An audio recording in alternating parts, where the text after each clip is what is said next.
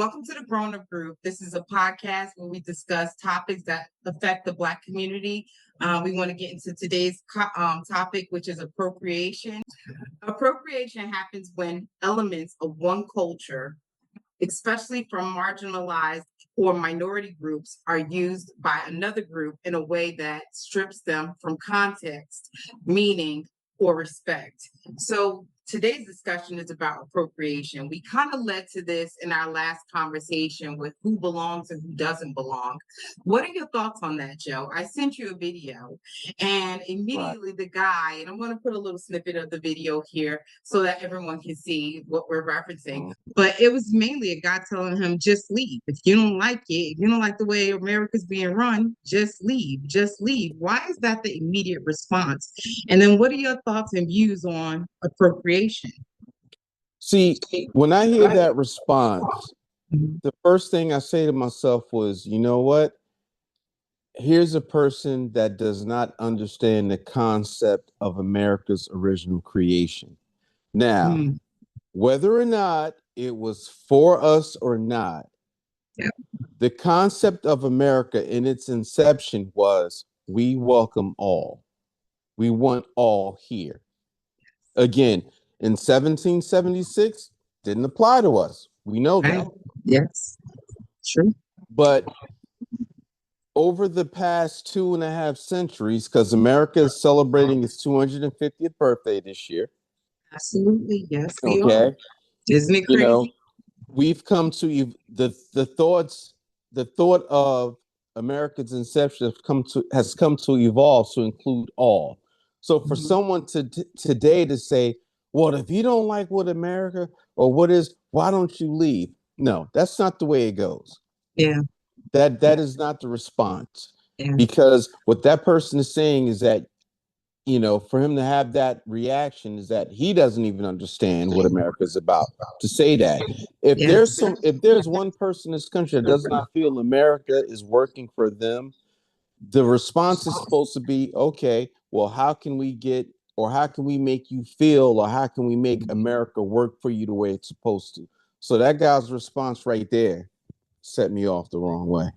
Yeah, you and I both. I saw it and I immediately kind of chuckled to myself, just based on his irate, like immediate response was like, you know, leave. And I'm like, why not come to a solution? Why not look at what's the means to come to like an impasse? Like, you know, have a discussion. And I think this is what's really missing. You don't have lack of understanding. And what does people do? Like when they don't understand like something, they immediately lash out and then they speak in a negative way, a tone. And immediately I thought to myself, because I love the fact that the brother, and I forgot his name, and I'm going to make sure I post that down there as well. He was so reserved. He was so ready for that like type of argument in that conversation. He was so posed. He had his response loaded, ready. Yes, and I love that. I loved it because it was like he knew that was going to be his immediate response was to just leave. And you know, I thought it was comical. So I'm shocked he didn't say, "Why don't you just leave? You don't belong here either." You know, like why don't you just leave? You know, if you don't like the fact that the minority group is opposed to the way that America's being run today, because we all know it's being run like, you know, bully mentality. And, you know, if you don't fit into this certain narrative that they want you to be in, then immediately it's oh, you don't belong and you need to leave. I was kind of surprised and taken back by, you know, his you need to leave. And I don't know. I was so. And he came with all of the facts. Like, listen, but you know how common that is. Do you know how common that is for people to immediately retort that and just be like, "That's the answer for you to go away." Like, really, you go away. That's like the weakest. Yeah. But again, that's like the weakest, most basically I give up answer they can come up with is, okay, well, if you don't like it, then just leave. Yeah. That's a weasel answer. No. How about I presented you with the problem that is America, and you helped me come up with the solution based upon the concept this country was created under. You know, And that's why I like when he got into, you know, the crux of his argument was that he's upset that people kneel when the national anthem is played. Okay. And you know, and again, I understand how some people, are bothered by it, but at the same time, this country was founded upon the idea that, hey, if that's how you feel, you can do that. Right. We You all know what have I mean? choices. Yeah, we have choices. We have a democracy. We have freedom of speech and expression. If we Yeah. don't like something that is done or something that someone says, we have the right to, as publicly as we want, say we Express disagree. it. Yeah. Yeah. You know, How dare and you? How dare you yeah, disagree? exactly. And people come with the, oh, you can't say that. This is America. Yeah, I can. I can Yeah. say that because this is America. Yeah. But the way Yeah. the gentleman came, not only did he come with his constitutional right to say, hey, we don't have to stand up, but he came with facts and reasoning. Yeah. You Yes. know, Yes. he told them, what about that third verse that's left out, the national anthem? What Yes. about that Francis Scott Key was a known slave owner and thought that black people were less than the dirt under his boots? I hollered when he said that because Oh I was yeah. like, it's like he didn't even know the historical meaning, the person that was presented, Mm, get out, get out. He didn't even know the historical meaning and backing of what he was, posing. And I'm no, like, why do you feel that we need to give you that respect and honor when we were not right. even considered in that mention? So it's crazy. I'm like, how could you even expect us to come in and want to comply and put our hands on our heart and pledge allegiance to Yeah, something that didn't even consider us as human beings or just a part of civilization? It's crazy to me. exactly. And for a man to compose the song and to specifically have a verse that basically says, all slaves should be killed as well because they're not a part of this country and Yes. they Yeah. deserve no quarter. And you know what I mean? It's like he specifically went out of his way to write these words specifically for us. Yeah. Yeah. Okay. So it's not like it was a passive, slight against black people, It was direct. but It it was was very it was direct. It was aimed at us yeah. from a slave owner. Yeah. So, and that's why, I've always had like mixed feelings about the whole standing to respect the national anthem versus kneeling. I always had mixed feelings on it. Yeah. But when you know the actual history of the national anthem, and for people who also know the history to protest against it, I understand. I understand. I get it. Yeah. So I'm not, like I said, I've always has mixed feelings about it. And I'll be honest, if I'm at a sporting event or whatever the case, when it's sung, I rise. I do. Right. Yeah. But Yeah. that's me. I'll That's my stand. choice to do so. I'll I stand, but I will stand. not put my hand on my heart. Exactly. Because Right. I'm not allegiance. I'm not in compliance with what you're Mm-hmm. stating. Because Mm-hmm. this didn't even, apply to me when you look at the history. So I really appreciate that. So how colonization and forced assimilation like shape modern views and appropriation is been like a whirlwind today. I know Yeah. we discussed ICE and kind of like them enforcing the policies and who belongs and who doesn't belong.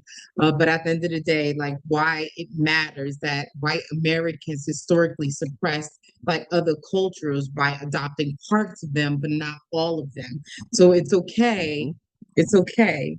It's okay Oh, for them yeah. to want to represent us or like wear braids or like do things that of African cultures or like or native culture, but in Latino as well. Think about it. Oh, Like absolutely. how often Yeah. do we go into like restaurants and we're looking for pastetas or we're looking for I mean like what I mean like I to me, con con. I eat con con all the time, and I tell everybody, I'm like, I love that crunchy rice. So that's a Dominican thing. But I'm like, when you look Hmm. at the different cultures and how we absorb different components of it, but yet we tell people they don't belong, and it's kind of crazy. It's hypocritical, Right. and Very. it's just crazy how they able to adapt certain points of parts of of a culture, but we're not accepting who we are as a people. They're not accepting us as who we are and what we stand for. The fact that we can stand for something is like that lack of respect. And it's crazy that, with this privilege, and I'm sorry, I'm Hmm. gonna go there, the privilege that they feel, because that's really Yes, what it comes down to. It's the lack of that's respect exactly what and it this is. privilege of, you know, we are better than you and you don't deserve the respect to be treated like a human being. And then in addition to that, oh yeah, we like the stuff that you have, so we're just going to take it. We're I just see gonna people take it. wear Yeah. jewelry and things like that, and I'm like, ooh, do they know where that Mhm. came from? I saw someone wearing a Absolutely. topaz item, and I immediately thought Native Americans.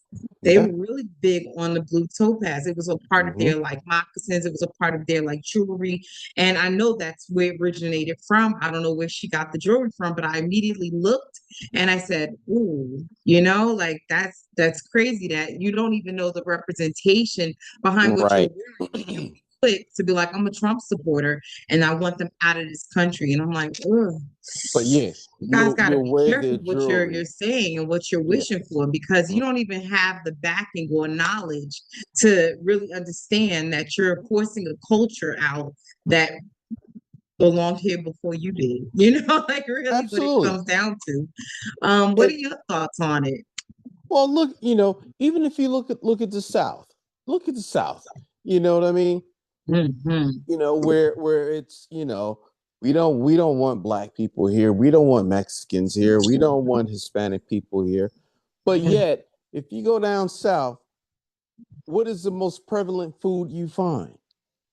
Our yeah, food, yeah. soul food.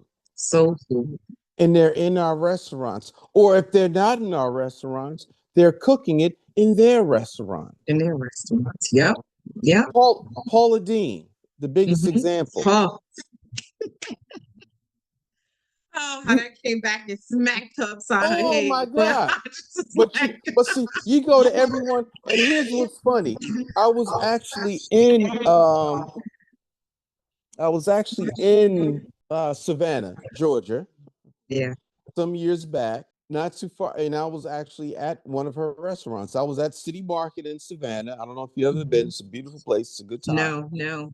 But she has a restaurant in Savannah, and if you go to the restaurant, the whole menu: fried okra, fried chicken, turkey wings, Yeah, uh, yeah, macaroni and cheese, e- everything you can think of that came off the plantation is what she's serving in her restaurant. yeah, yeah, And yeah. if you look in that restaurant, I'm gonna tell you right now, when I went, it wasn't a lot of us. I So know.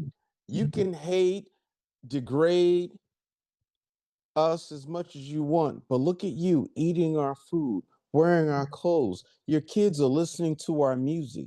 Your Oh, kids want to number perform one our sellers music. to it too. Like that's the crazy part. I Absolutely. said it to someone. I'm like, I haven't purchased the album in a real long time, but I downloaded to listen to it. I know they Mhm. get of course, money for that as well. But I said Absolutely. actually purchasing music. They are one of the biggest, supporters of, rap Oh, and other genres like that's outside of their yes. culture. So it's like, yeah, it really shocks me every time. And I'm like, you're kidding with that. It's crazy. Yeah. But they love to listen to it. They want to wear the clothes. They want to go to the concerts. Yeah.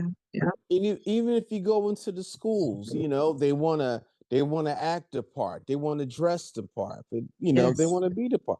But Yeah. yet and still, oh no, we're not good enough. We don't want to live amongst you. We don't want to hire you. We don't want to be Uh-huh. around you. Yeah. Yeah. But yet everything about you that you do is from us.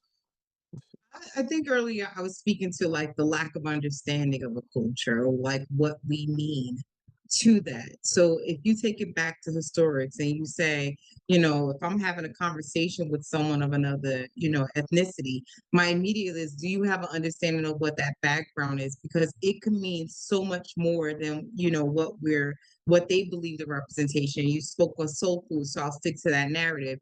So if you look at our soul food, like, I talk about black eyed peas all the time. Black eyed peas, and you put a ham hock in it or a turkey wing, you know what I mean? Like, you get that smoked meat and you put it in there. Mhm. And they'll take that and they'll be like, oh yeah, we eat black eyed peas. And I'm like, do you know the meaning behind black eyed peas? Do you know why? Do you know that slavery, like as slaves, we had black eyed peas? That was our meal. Like that, we have it with rice or some type of grain and cornbread. Like, we would meal the actual corn and make cornbread. Like, do you have the understanding of what that is? But no, it's like immediately I saw this, I had it, I liked it, so now it's ours. Like, you immediately Mhm. take it. And I Mhm. said it to my girlfriend. I was explaining to her one day because she was saying like, "Oh, I'm gonna go home and make some black eyed peas because it's almost New Year." And I said, "Wait, wait, wait. Do you know the understanding of black eyed peas during the New Year? Like, do you have an understanding?" Mhm. And she goes, "No, I just, that somebody told me that's what you're supposed to make to bring in the New Year." And I said, "It's supposed to bring you good fortune. It's supposed to like actually like have a whole Bring you reset." So like, prosperity. Bring yeah, you, yes. Yep. prosperity, Yep. Yep. 100%. And I'm Yep. like, you're, Yep. you're supposed to do that at the beginning. I said, so you took that, you liked Mhm. it, and somebody told you about it, but then you didn't get the understanding of it. So I Yeah. said it always like amuse me when you hear these different things that people pick and choose what they want, of Oh, your culture, but absolutely. they don't have the full understanding of what it is. But I also want to discuss about the mascots, the branding and rebranding of a lot of the things that they did appropriate, and then once they understood that there was a cancel culture, then they took, oh well, we're gonna go back and we're gonna rename, the sports team, and we're gonna go back and we're gonna just redo Oh, the branding of, absolutely. Aunt Jemima, Yeah. like things like that. It was like Uncle shocking to me Ben. Yeah. because they just didn't want to be canceled. That was the whole thing. We don't want you to cancel us. So because We'll do it. The Gen Z generation, Mhm. has now put a shift out there, that this hostility behind that. Like, they Yep. want to Yep. stand up for what they Yeah. believe in their culture and back Oh, that. absolutely. And the other brands, and they heard them. They heard them loud and clear. But we've been saying it for years, and we just been nice about it. We just been pleasant about it. Right. But once they saw that cancel culture, they just wanted no parts of it. And Oh, they made they did. sure Yo, to yeah. restrip, rebrand. And to And me, do it did a service, but it also did a disservice. it did. It kind of when you Canceled our look at history, yeah, a part of our when you look history. at it, like, the whole thing with like Aunt Jemima. Aunt Jemima Yes, was based off of a real person. So, okay, fine. And here's the these thing. And points. I'm again, like, whoo. yeah. And and I understand, uh, you have a race of people that is not us that come and say, "Hey, you guys should be offended by this. Yes, yes, So we need to do something about this and cancel this." yeah, Okay, fine. Maybe your intentions are good, but you need to understand the history behind what's going on, yeah, you know? And yeah. that's what happens with, when you just totally wipe these things out. You know what I Mhm. mean? But it's so funny. I'm gonna tell you something. So right around the time when Aunt Jemima syrup went to Pearl Milling Company Yep, syrup, Earl Milling. I was in the supermarket, right? And you know, not for nothing, I was, as I gotten older, I was never a big, log cabin syrup, Aunt Jemima syrup. I mean, call it bougie, call it what you like, but I like Yeah, actual maple syrup. So I I like get syrup. fish. Yeah, Right. But I was in the aisle and I looked and I was like, Pearl Milling Company. And I picked up the bottle, right? The label said Pearl Milling Company, but when I looked at the actual bottle, the glass, it actually had Aunt Jemima stamped on the actual glass. So I said to myself, these mother so and so's. Yeah, because it's like a sneak in, like they Yeah, want to rebrand, but they're like, well, we'll leave this component up there and we won't say shh. yeah. And even to do you one better, they were like, well, we got all of these bottles already stamped with Aunt Jemima. Ah, We can't let them go to waste and lose money. right. They So was they like, just well, still that's use not in the them. budget. Right. And I just sit there in that aisle and I just shook my head and I said, My wow. God. I And didn't I even said, think about wow. that. But I also thought of the fact that Aunt Jemima's, legacy, like her Yeah. family, they probably get money for that. They probably Mhm. got money for every time her name was used, or every time like she was sell the sales of the merchandise. You know what I mean? Like And they what's the did. revenue? And she probably got a percentage of that. And I hope Right.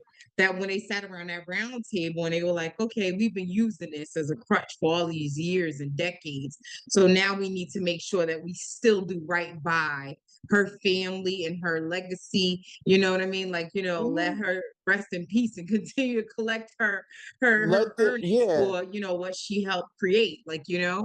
And I but I always don't said know if that that's true or not. I hope that family sat down at the table with their legal team and said, hey, Yeah. listen, Yeah. you're not gonna just cut our name out and cut us off. Yeah.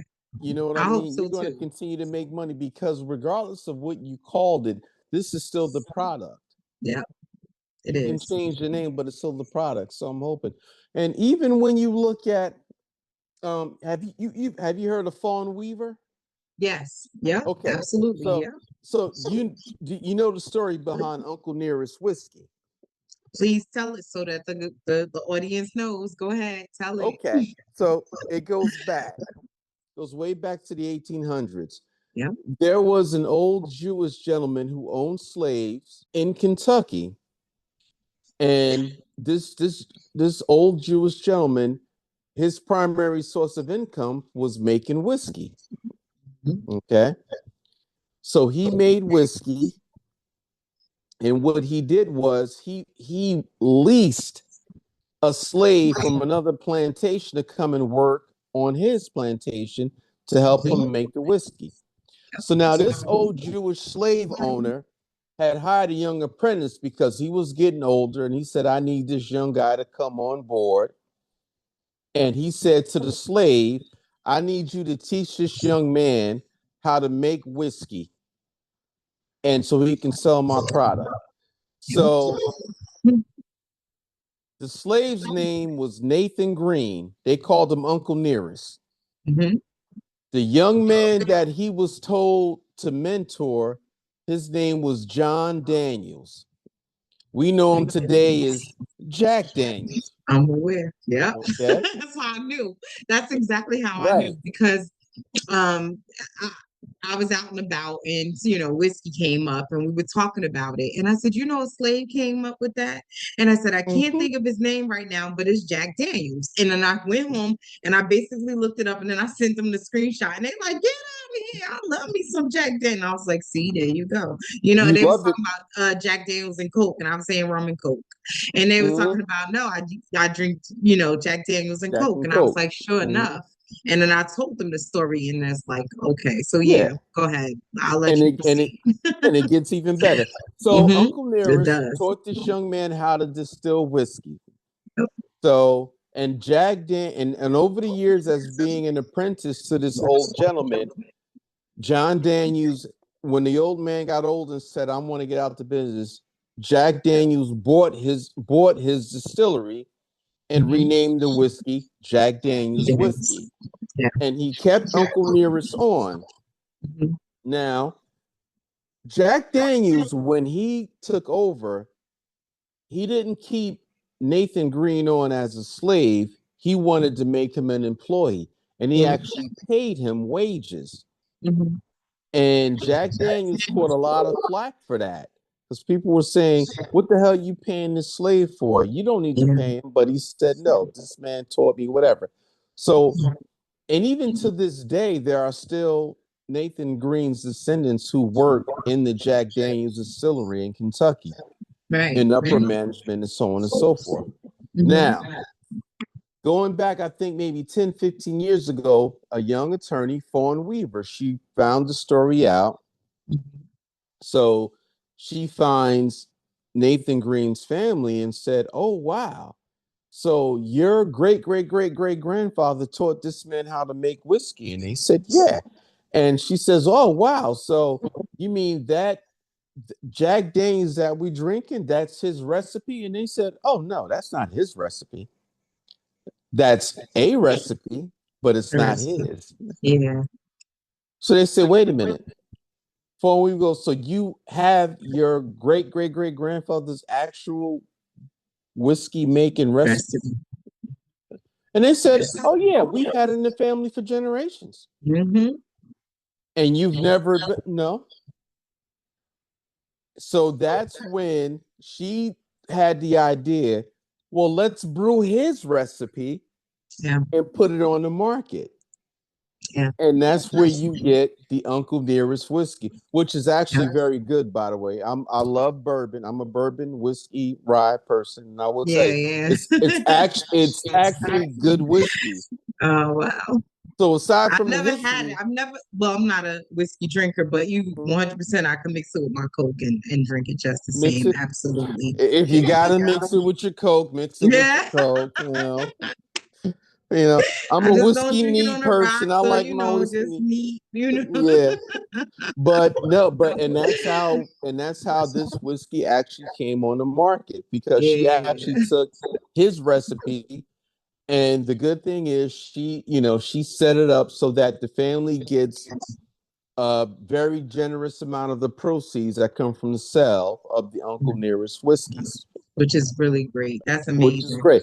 But again, that's again how our people have Hmm. contributed such a worldly known product, but yet never getting any of the credit Right. Right. until 150, 170 some odd years later. I was Please. gonna bring up the Redskins. So I'll talk about so the one thing that I wanted to say, like there's always like to me a power imbalance. And this is where we talk about like appropriation. This is really like where power imbalance is. And it's somebody else that's in these boardrooms like making these having these conversations.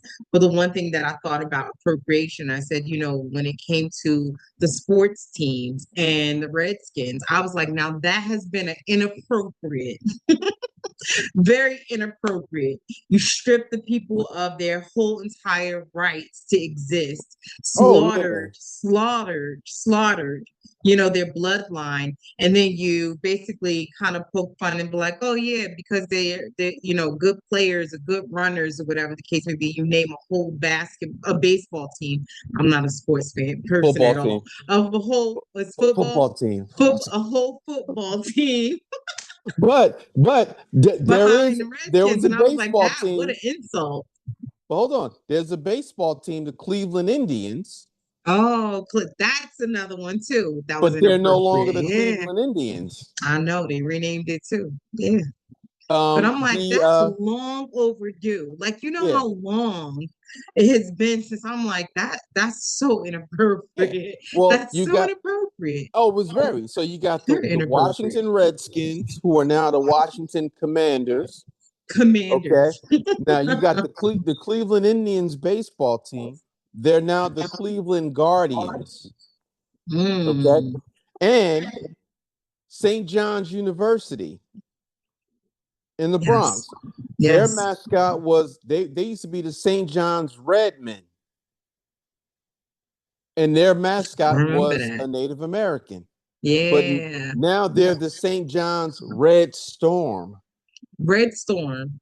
The Red Oh, Storm. oh, No that's longer the different. St. John's Redmen. And there's That's no longer a different. Native American. So yeah, but I you know like their what's play even on funny about words. them? So when the Redskins changed their name, Mhm. the Native American people went to them and said, "Hold on, hold on.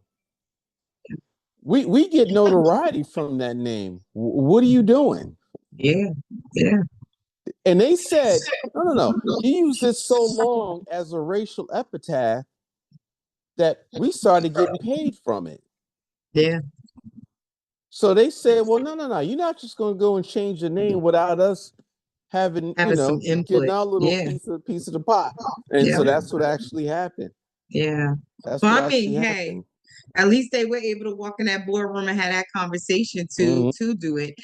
Another thing I wanted to talk about is like the generations. Like, what do you think about the boomers to Gen X to Gen Z and now Alpha, all their take on cultures because they become what we've originally said was the melting pot of different cultures and ethnicities. I work in one of the cities, in one of the states that like is the melting pot, and I think it's Mhm. really crazy to me how now these different generations have taken that like symbolization of melting pot and they've basically started to mix the different cultures. So there's no kind of like, I've had, several friends that were like, oh, my father would never allow. And then now they're like, Mhm. oh, look at Mhm. my mixed baby, and I'm like, oh, what is he mixed with? Right. He's Yes. Asian, he's, Yes. white. And then Yes. his baby, he's black and he's, and even in the cultures of like, adoption. So you see a Mhm. lot of white people adopting mixed babies, Spanish babies, black babies. And I'm like, wow, this is such a big turn. And it Sure. kind of like margins out a little bit. And I'll look at some percentages, but it kind of like marginalizes out, the whole race thing because I know the race is still, racism still exists, but they're now mixing the races so that they're saying if by, 2050, a large part of the population will just be clicking more and they'll be having multiple ethnicities because they won't be just Right. one. And I said, that's another, 25, 24 years. So I Yeah. wonder what that world looks like because it looks like Gen Z and Gen Alpha has now hit that reset button and be like, I can't do what?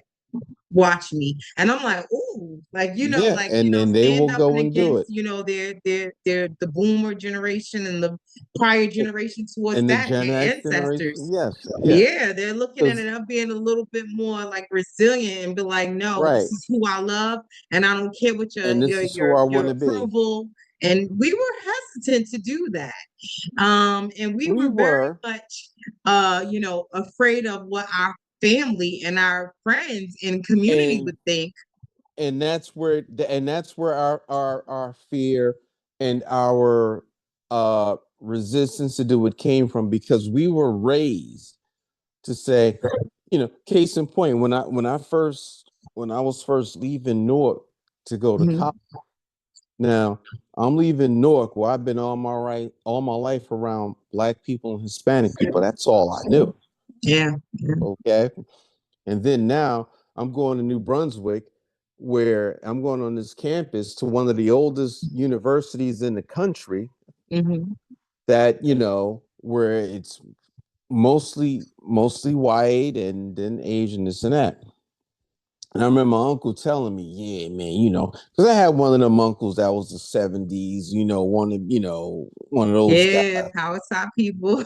Yeah, he back when I was a kid, he ran around with the black leather blaze and the beret on. That was Oh, him. absolutely. Yeah, I had a So couple of those too. when I was going, I never forget, like a couple of days before I was leaving, and I'm Mhm. terrified because I didn't have anybody in my family that could explain to me what I'm about to go through. So I was Right. the first. Yeah.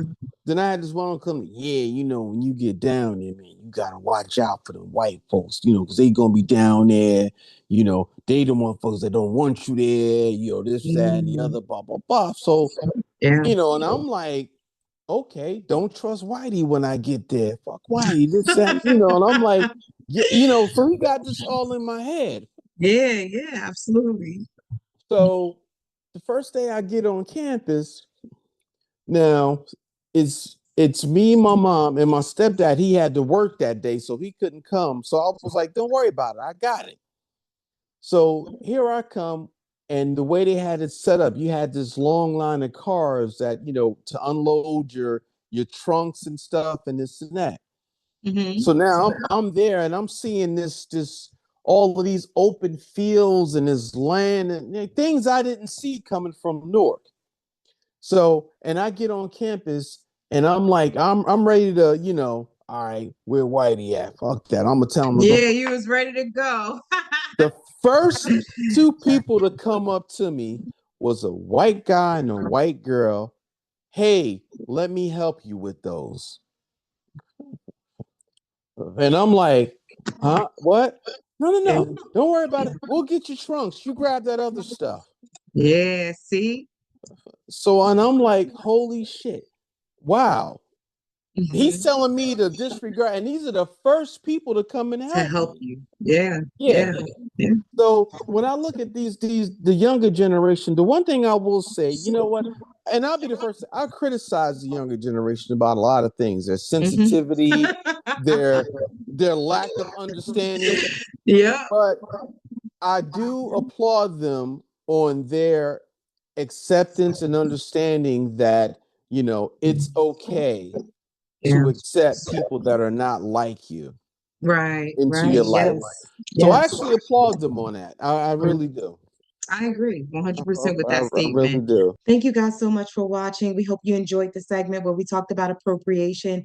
Please like, share, and subscribe. We hope that you visit our channel and watch our other videos as well as this one in the future. Share it if you like. Leave a comment. We'd love to hear what your thoughts are on appropriation. We hope you enjoy the content. So thank you guys so much. Have a great night.